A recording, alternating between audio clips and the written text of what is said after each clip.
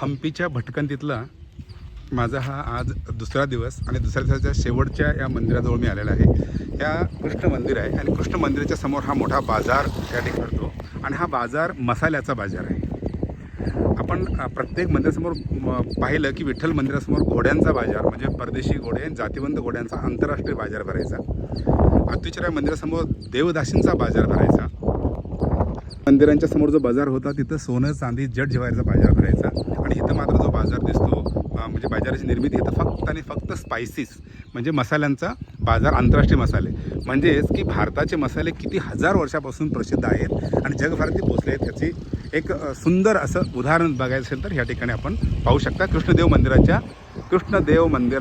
मंदिराच्या समोर तुम्हाला हा बाजार दिसतो आणि ही सगळी मंदिरं ही पूर्वमुखी आहेत म्हणजे पूर्वेकडे तोंड करून मंदिराची निर्मिती केली। ही भली मोठी लाकडी पेटी दिसते, लोखंडी किंवा लोखंडी पेटी नसून दगडाचीच एक दानपेटी आहे। या दानपेटी बघता तुम्ही, या दानपेटीमध्ये जे भक्तांना दान करायचं आहे या दान करण्यासाठी ही भली मोठी दगडाची पेटी बनवली आहे। दानपेटी म्हणजे दान करणे म्हणजे त्याही वेळी हम्पीमध्ये अनेक भक्त अनेक यात्रेकरू या ठिकाणी येत असत असाचा संकेत आहे। ही आहे दगडाची भली मोठी दानपेटी कृष्ण मंदिराच्या डाव्या बाजूला। हा आहे कृष्ण मंदिराचा म्हणजे गोपुरम म्हणजे पहिला दरवाजा की आपण जिथं प्रवेश करतो हा प्रवेश आहे। खरं तर या प्रवेश दरवाजामध्ये इतक्या सुंदर कलाकृती आहेत आणि इतक्या स्टोरीज आहेत। स्टोरीज म्हणजे रामायण, महाभारत, विष्णू पुराणातल्या सर्वात गोष्टी जास्त या ठिकाणी या मंदिरामध्ये उल्लेख आपल्याला पाहायला मिळतो आणि अर्धा परिचय आपल्याला ह्या गॅलरीतूनच किंवा प्रवेशद्वारामध्ये होतो। देवरायांना 3 महाराण्या होत्या आणि पहिली महाराणी चिन्नादेवी,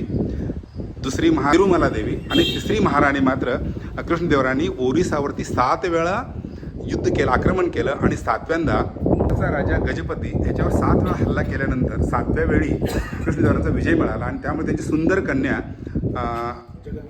जगनमोहिनीला घेऊन या ठिकाणी कृष्णदेवरायांनी लग्न केलं आणि त्यामुळे कृष्णदेवरायांच्या वैवाहिक जीवनामध्ये 3 राण्यांचा उल्लेख आपल्याला आढळतो आणि जगनमोहिनी ही कृष्ण भक्त असल्यामुळे ओरिसाचा कृष्ण हा तिथला देव असल्यामुळं त्याच्यासाठी हे खास कृष्ण मंदिर बनवलेलं आहे। या कृष्ण मंदिरामध्ये काही पौराणिक ऐतिहासिक चित्रशिल्प या ठिकाणी आपल्याला पाहायला मिळतात। प्रवेशद्वारामध्ये या ठिकाणी गंगा आणि जमुना अशा 2 अप्सरांचं दिसतं। ह्यांची रचना, केश रचना पहा, ह्यांच्यातले गळ्यातले आणि कानातले दागिने, कानातले आणि गळ्यात दागिने भिन्न भिन्न आहेत। विष्णूचे 10 अवतार या ठिकाणी कोरलेले आहेत। आपल्याला विष्णूचे 10 अवतार माहीतच आहेत। त्यापैकी पहिला आहे मत्स्य अवतार, कूर्म अवतार, वराह अवतार, नरसिंह अवतार, वामन अवतार, राम अवतार, परशुराम अवतार, बुद्ध अवतार, कल्की अशा विष्णूचे 10 अवतार या ठिकाणी कोरलेले आहेत आणि ह्या मंदिरामध्ये ओरिसाच्या शिल्पशैलीचा प्रभाव जास्त आहे। साधारण 30 फूट उंचीवर हे प्रवेशद्वार आहे आणि या ठिकाणी तुम्हाला मी झूम केल्यानंतर लक्षात येईल की मध्यभागी हरिण आहे आणि दोन्ही बाजूला साप दिसतात तुम्हाला, बरोबर। राहू केतू चंद्राचं ग्रहण करतात असं दाखवलं म्हणजे अरॅबिक चंद्रग्रहण संकेत सांगण्यासाठी हे सिंबॉल या ठिकाणी वापरलेले आहे। मंदिराच्या समोर जो उंच शिला दिसतात, मोठा डोंगर दिसतो, त्या डोंगराच्या बाजूला एक मी झूम करून पाहतो, दाखवतो तुम्हाला तिथे।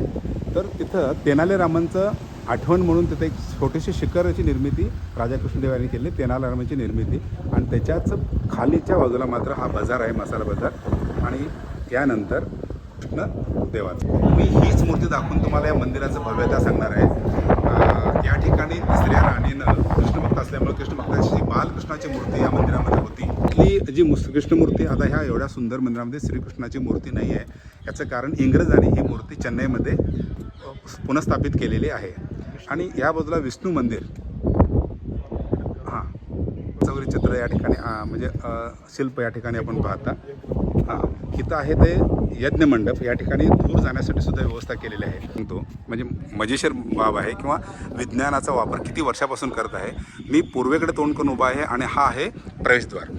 पूर्वेकडे तोंड केल्यानंतर माझ्या या बाजूला जे दिसतं ते आग्नेय दिशा आहे। आग्नेय दिशामध्ये इथं पूर्वीच्या लोकांना, यात्रेकरूंना किंवा भक्तांना येण्यासाठी किचन आहे म्हणजे जेवणघरं, हे आग्नेय कोपऱ्यात किचन असायचं, बरोबर। आणि ह्या छोट्या छोट्या ज्या खोल्या आहेत ह्या लोकांना आराम करण्यासाठी आहेत। हे आहे त्यावेळचं हँडवॉश दिसतं तुम्हाला, इथे छोटासा होल आहे आणि तिथून पाणी खाली पडायचं, आता हे मातीमध्ये झाकलेलं आहे थोडा।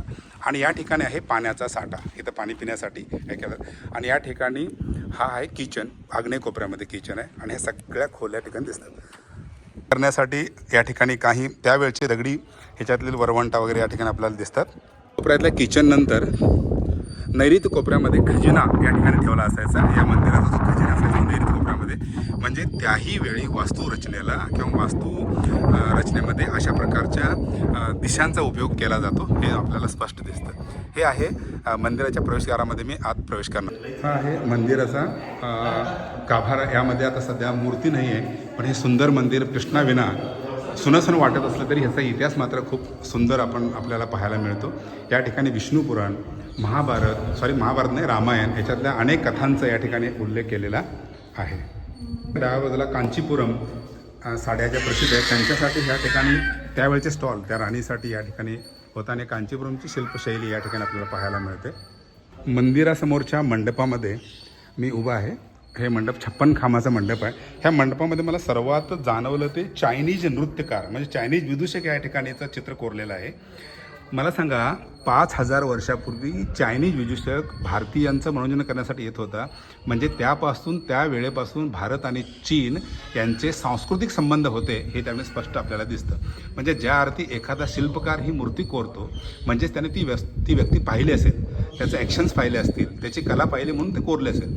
म्हणजेच चायनाचे आणि भारताचे हे संबंध सांस्कृतिक संबंध आहेत हे या मूर्तीवरून दिसतं. हा त्याकालीन नृत्य किंवा आपण जंक्शनसारखं नृत्य करणारा आणि हा विदूषक आणि कलाकार आपण पाहतो चायनीजमधला. लोणी काढणारी यशोदा या ठिकाणी आपण पाहतो. त्यांच्या हातात गदा नसून, कारण युद्ध करायची आवश्यकता नसेल, तर हनुमानामध्ये फूल दिलेलं आहे. म्हणजे इथला हनुमान हा युद्ध करणारा हनुमान नाही आहे. मग वाढवणं, जपवणं, त्याचं संवर्धन करणं आणि ती संस्कृती जपून ठेवण्यासाठी ज्या महान थोर विभूतींनी म्हणजे राजे असू देत किंवा त्यातले शिल्पकार, कलाकार यांनी जे जपून ठेवलं ते संस्कृत दर्शन करण्यासाठी आपण आपल्या सवडीनुसार केव्हा तरी 2-3 दिवसाचा फक्त हम्पी दौरा करावा आणि आपल्या हिंदूंच्या संस्कृतीचं मूळ जे आहे त्याचा शोध घ्यायचा असेल आणि संस्कृती पाहायची असेल तर हम्पीला एक अवश्य भेट द्यावं. आणि गाईड शो हम्पी पाहणं म्हणजे अंधारात काठी फिरल्याचा प्रकार आहे. त्यामुळं प्रत्येक गोष्टी समजून घ्यायची आपल्याला गाईडची आवश्यकता असते आणि हम्पीचं दर्शन आपण नक्की करावं आणि आपल्या संस्कृतीचा, आपल्या विलोभनीय संस्कृतीचा आपला